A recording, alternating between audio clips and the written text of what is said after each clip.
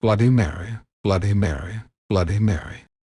The words echoed through the dimly lit bathroom as the young girls huddled together, giggling nervously.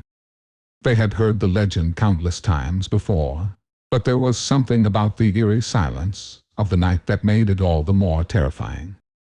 "Come on, let's do it," one of the girls urged, her voice trembling with excitement.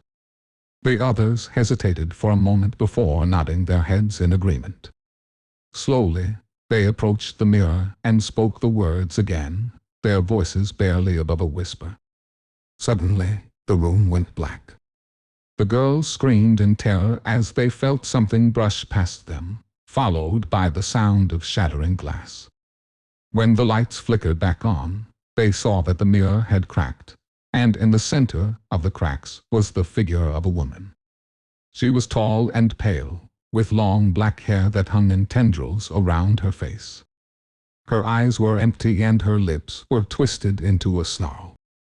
The girls stared at her in horror, unable to move as she slowly reached out of the mirror. As her hand touched the surface of the glass, the cracks spread, and the girls screamed as they realized that they were trapped. They tried to run, but it was no use. The room had become a prison, and the woman in the mirror was their jailer. For hours, they huddled together in fear, listening to the woman's eerie laughter as she taunted them. They tried everything they could think of to escape, but every door and window was locked tight, and the mirror seemed to be getting stronger with each passing moment.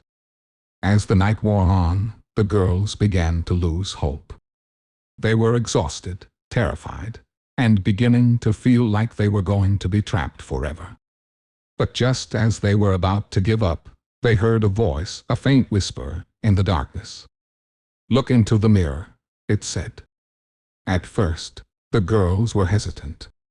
They had seen what the mirror was capable of, and they didn't want to risk angering the woman again.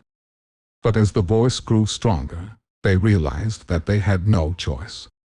One by one, they approached the mirror and looked into it. At first, they saw only their own reflections, but as they stared deeper, they began to see something else, flashes of images, memories, and feelings that they had long forgotten. The woman's laughter grew louder, and the girls screamed as they realized that the mirror was showing them their darkest fears and secrets. But even as they tried to look away, they found that they couldn't. The mirror had become a gateway into their minds, and there was no escape.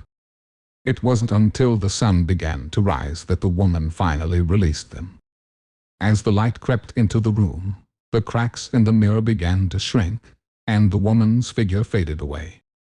The girls stumbled out of the bathroom, exhausted and traumatized, but alive.